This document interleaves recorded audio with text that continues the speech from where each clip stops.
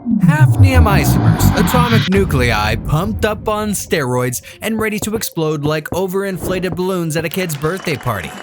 These beefed up atoms pack an astounding amount of energy tightly coiled up inside their tiny nuclei, just waiting for the right poke to unleash their pent-up power. But what exactly is this microscopic stick of dynamite? Hafnium isomers are forms of the metal hafnium, in which the nucleus has the same number of protons and neutrons, but the energy stored in the nucleus is cranked up to insane levels. The nucleus acts like a tightly compressed spring under huge tension and just looking for any excuse to violently unwind. The most promising isomer is hafnium-178m2, packing 2.5 million electron volts of nuclear energy in each atom. About the same as a mosquito hitting your arm at 600 miles per hour. Youch! With that much zip-locked up, hafnium isomers have more spark than plutonium atoms dosed up on radioactive Red Bull. Now the trillion-dollar question: can we get these pumped-up nuclei to actually detonate and release all that juicy energy? Easier said than done. Isomer experts are more divided than fans of Beatles versus Rolling Stones. What's your pick? In 1998, Carl Collins claimed that popping hafnium with X-rays from a second-hand dental X-ray machine caused it to decay faster, releasing energy. But others attempting the same thing came up empty-handed, unable to reproduce his results. Collins blamed shoddy experimental design, but skeptics smelled fishy, like when my cousin claimed his dog ate his homework. This controversy has the scientific community more fired up than the feud between Edison and Tesla over AC versus DC power. If scientists could finally tame these tiny nuclear firecrackers, hafnium isomers could power mind-blowing innovations that make sci-fi look tame.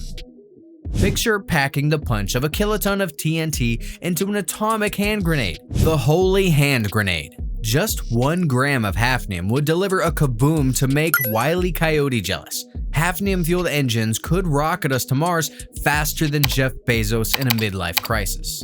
Just a pinch of this purified isomer weighs less than a bag of popcorn, but it could send Marty McFly back to the future 100 times over. But harvesting atomic energy is trickier than getting teenagers off TikTok. It requires ultra-precise photon beams tuned to perfection, kind of like a karate chop triggering a barrel of nuclear dynamite. Even with blown budgets and bruised egos, scientists persist in coaxing these finicky atoms to unlock their energy. Success would be more rewarding than Iron Man and Hulk teaming up to smash the bad guys. It would quite literally change the face of the Earth. The heroes of this atomic adventure could form their very own scientific Avengers. Leading of the pack is Carl Collins, convinced his dental X-ray toy could pop the lid off hafnium atoms like a can of whoop-ass. Arch nemesis Peter Zimmerman slammed this as very bad science, and them's fighting words.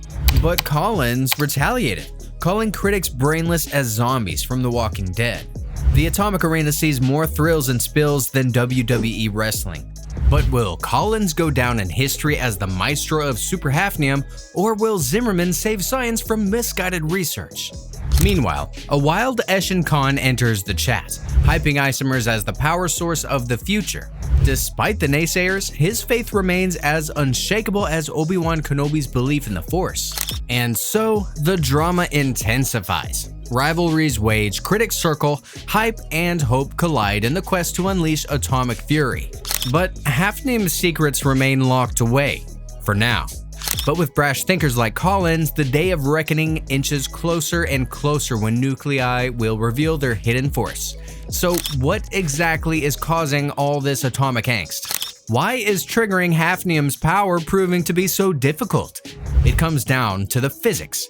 Releasing nuclear energy requires ultra-precise high-energy photons to kick the atoms in just the right way.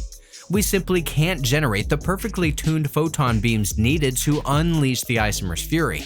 It's like trying to shoot an apple off someone's head blindfolded. Extremely hard and not recommended for amateurs. Collins tried zapping hafnium with his second-hand dental X-ray machine, claiming moderate success. But duplicating his results are proving difficult or impossible, probably because the photon energy was way off target, like trying to open a lock with a wet noodle. Other key experiments ended in heartbreak. The infamous trip test at the Brookhaven synchrotron was supposed to conclusively resolve the debate, but the results were classified as top secret, perhaps to hide the embarrassing failure, or maybe success, who knows? So the saga continues. Could artificial intelligence and machine learning algorithms crack the problem? Perhaps an AI system could rapidly analyze millions of possibilities and determine the precise photon beam parameters needed. But then again, AI can sometimes be dumber than my fish who keep bumping into the glass and eating their own poop. I wouldn't trust an AI system not to blow up the lab by mistake. Before racing off to build hafnium power hoverboards, let's note that real-world applications are still pretty far off. The physics of triggering the isomer's energy remains bewilderingly complex, and after decades of research, the experts are still baffled, like cricketers trying to decipher the rules of baseball.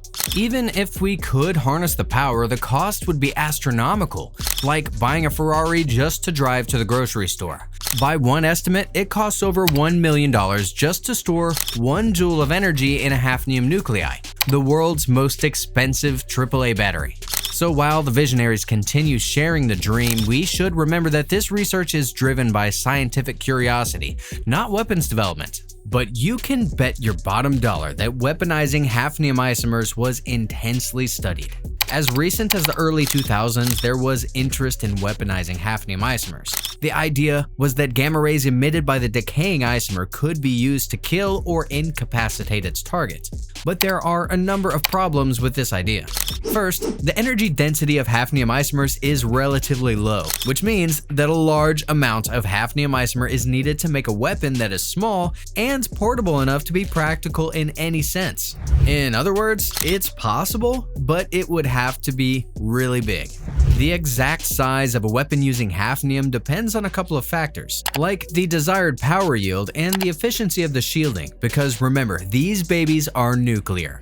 A hafnium-packed weapon with a yield of 1 kiloton needs about 100 kilograms of hafnium.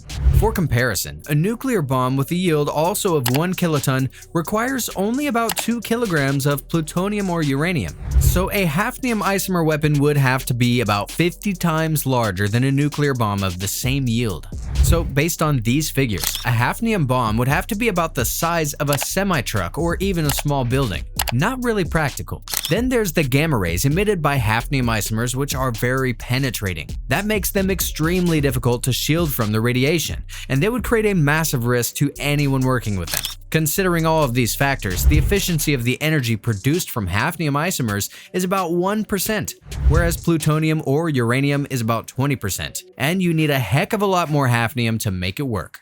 The mysteries of these atomic nuclei are still slowly unfolding. Perhaps one day there will be a viable use for them. If money grew on trees, I'd love to see what a new generation of scientists could discover if freed to follow their passions. Perhaps they would uncover isomer secrets, hinting at new realms of physics like Einstein realizing that time slows at high speeds. Rather than fueling destruction, maybe hafnium isomers could energize creative innovations that save lives instead of sending them. The same physics that could power the holy hand grenade could also empower medical implants to monitor health and selectively destroy tumors with surgical precision. Miniaturized isomer devices could be implanted to deliver highly targeted doses of radiation to cancer cells, while avoiding damage to surrounding tissue. We could fight disease by harnessing atomic abilities, rather than unleashing atomic horrors. Beyond fighting cancer, micro-isomer power sources could enable all kinds of medical marvels. Imagine swarms of microbots powered by isomers, patrolling our bloodstream, filtering toxins, and keeping cancerous cells in check, or even your cholesterol. Or what about isomer-charged brain implants fine-tuned to monitor neural activity and stimulate specific regions, helping to restore motor skills after trauma or disease? We've only just begun to scratch the surface of the potential healing applications of these bad boys. The mere act of discovery also has value. Pushing the boundaries of knowledge is a fundamental human pursuit that lifts our species. Even if practical applications are proving elusive, unraveling the secrets of hafnium isomers expands our understanding of the quantum realm, Pure science need not be justified by practical spin-offs. The act of exploration is worthwhile itself. Though the road is long, the journey of discovery will continue. Of course, we can't force nature's secrets from our grasp. The truth emerges in its own time. But the human impulse to learn is unstoppable. Whether masters or students, we will keep searching. We will keep trying new approaches and asking new questions. Thanks for watching.